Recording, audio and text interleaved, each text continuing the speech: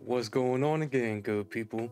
This week, Bungie put out Season 21 Abilities Tuning Preview. It's a lot up in here again, so I didn't include it with the 2-hour video. If you missed that news, you should definitely check it out after this in the description, but let's get right up into it. Alright, so here is the tuning pass for abilities. Jumping right in. Increase the fragment slot allotment for the following aspects from 1 to 2.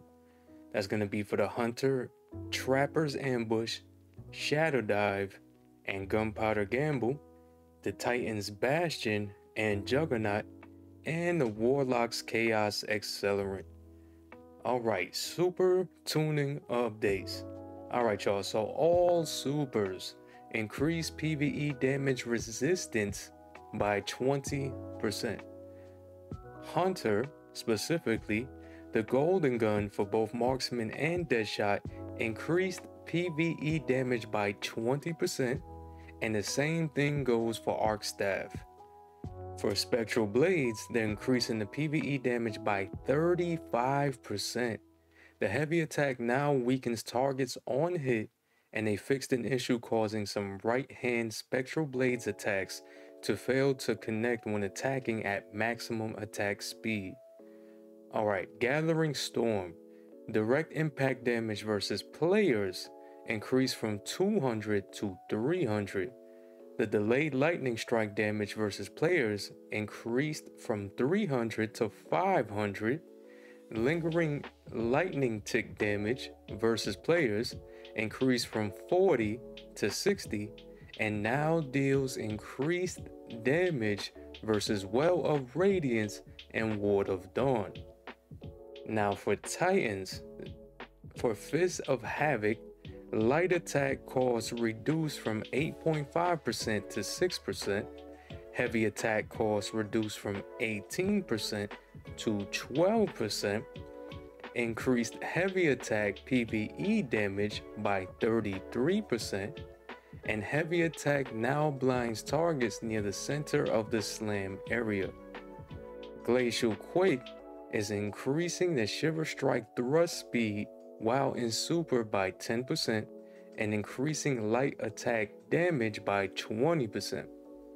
For Sentinel Shield, increase PvE damage by 20%, Hammer of Soul by 10%, and for Burning Maul 10% as well, and it now creates a sunspot on cast when Soul Invictus is equipped, matching the behavior of Hammer of Soul.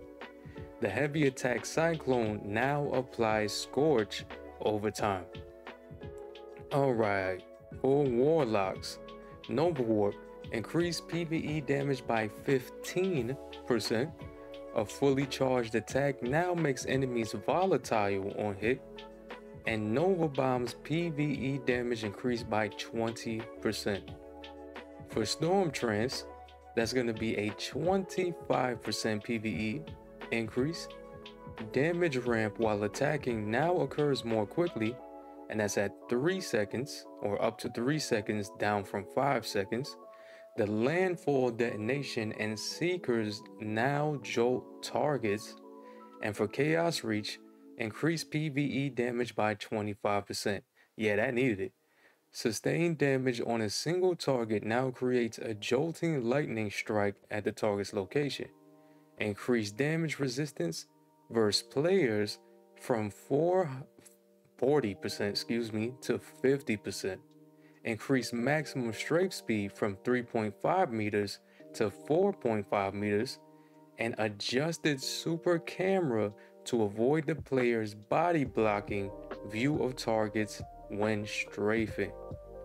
Alright, for Winter's Wrath, Stasis, increase PvE damage by 10%, and for Daybreak, alright, Daybreak has been needing some love for a long time, adjusted super camera to allow the player to look down further and avoid VFX blocking view of targets when moving quickly. That's it? I guess they were like, it could just keep being the worst PvP super out there, in my opinion. But all right, I guess. All right. Do y'all agree with that? No, I don't know. Tell me in the comments, please. All right, strand tuning updates. Hunter, threaded sprite. Sprite? Damn, I'm thirsty. Threaded spike. Increase projectile travel range before beginning to return to the player by 30%. Increase damage versus PvE combatants by 55%. Slightly reduce speed of the dart as it returns to the player to make catching it easier. Increase energy gain for catching the dart based on the number of enemies hit. It now pierces Cabal phalanx shields. No longer prioritizes the catch action over the grapple melee if an enemy target is within grapple melee range. Titan, for the Titan, Frenzied Blade. Decrease cooldown based on how many melee charges the player has stored. Okay. At 0 charges, cooldown reduced by 15%. At 2 charges, cooldown reduced by 30%. Alright.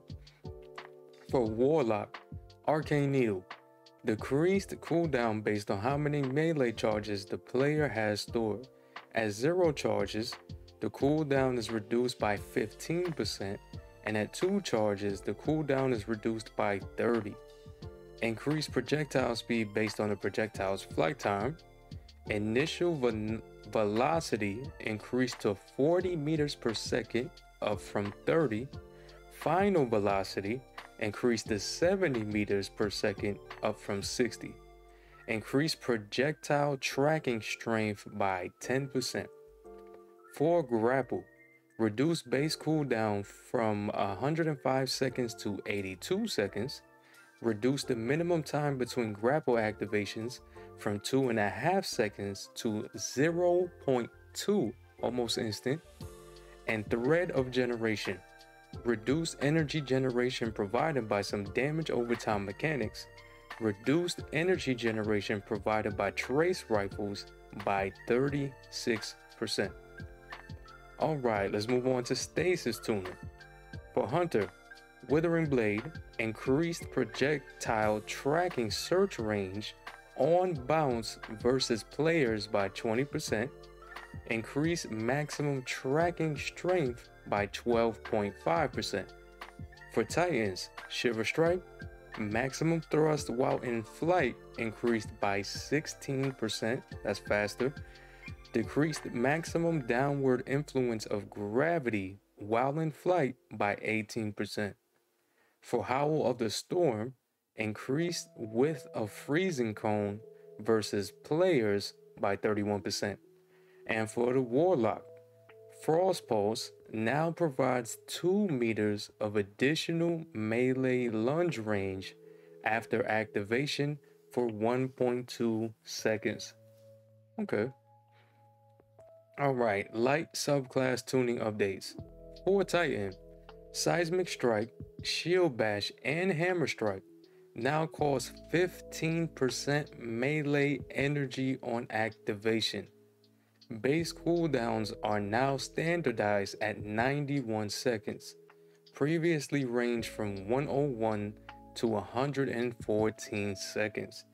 My Titan people who main Titan, I play Titan a lot. I'm curious, how do y'all feel about this? Was it needed? Was it not? People who play against Titans, was this really needed? Was it not?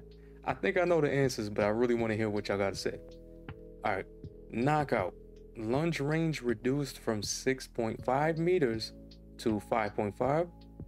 Uncharged melee PvE damage bonus increased from 60% to 100%. For Shield Throw, increased base impact damage from 60 to 70. Increased consistency of finding and adjusting initial trajectory toward a new target after a bounce. Throwing Hammer now adjusts its initial flight trajectory based on your aim assist target. Alright, for Soul Invictus, increased damage dealt by sunspots to enemy players per tick from 17 to 22. Alright, moving on to Hunter. Snare Bomb, increased PvE weaken duration on detonation from 4 seconds to 8 seconds. All right, proximity explosive knife. Detonation damage versus players reduced from 105 to 90.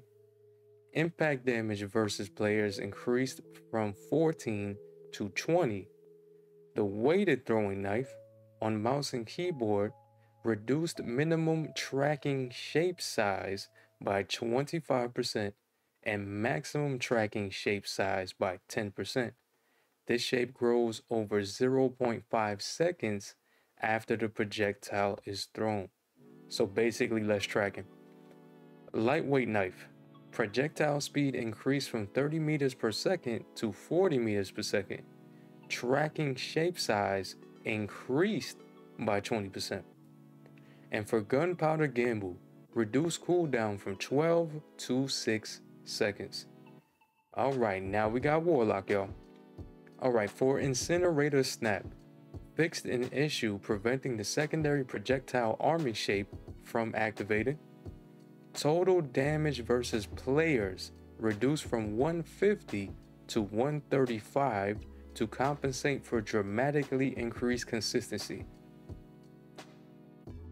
Ball lightning increased PvE damage by 30%.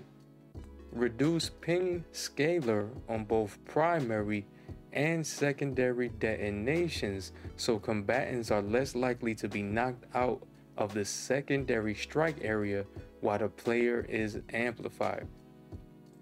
Alright, for chaos accelerant, scatter grenade. Increased tracking consistency of charged scatter grenade submunitions. Increased submunition arming duration. Fixed a bug where some submunitions were impacting the ground on creation in some situations, resulting in an early detonation. Magnetic grenade. This is aka handheld supernova, even though we don't really got that anymore. Increased charge hold time from 3.2 seconds to 4.5 seconds. Alright, lightning surge. Fixed an issue allowing lightning surge to deal more instances of secondary strike damage than intended. Now targets can take a maximum of 2 instances of damage from a single activation of the ability, one from primary lightning strike around the player and one from a secondary lightning strike. This change necessitated some changes in damage values, but in general, its damage output should be significantly more consistent and slightly higher than the intended value previously, but without the ability to one-shot a single enemy guardian from full health. That would be nice. In trials, that would be nice. Alright, subclass. Keyword tuning updates. Alright, Scorch. Increase stun time before stacks begin falling off from 1.5 to 2.3 seconds on players. Increase stun time before stacks begin falling off from 3 to 4.5 seconds on PvE combatants. For Jolt, reduce base PvE damage by 15%. Reduced additional damage scalar versus major combatants in PvE by 20%. So that's a nerf for Jolt. Speed booster. Bonus jump acceleration scalar reduced from 1.5 to 1.25 times. Now activates while sprinting after 2.5 seconds, down from 3. And now lingers while the player is not sprinting for 2 seconds up from 1.5 seconds. And they fixed the bug where if the player was already sprinting and then became amplified, speed booster would not be granted. Oh man, okay. What are your thoughts? Are these overall good changes? Is this gonna make y'all want to play something like Arc or Solar in PvE when you don't really play it? Do you feel like the PvE changes is a good step in the right direction, or do you feel like they missed a bunch of stuff that really needs to change? I might know the answer to that. But thank you so much, y'all, for watching. Please hit me with a like, a sub, and a comment, most of all, to help with the algorithm. I read the novel for you, so you ain't have to. So help me out. And if you missed the TWAB news, the video is in the description and probably in the card. Thank you again. Take care, and I'm out.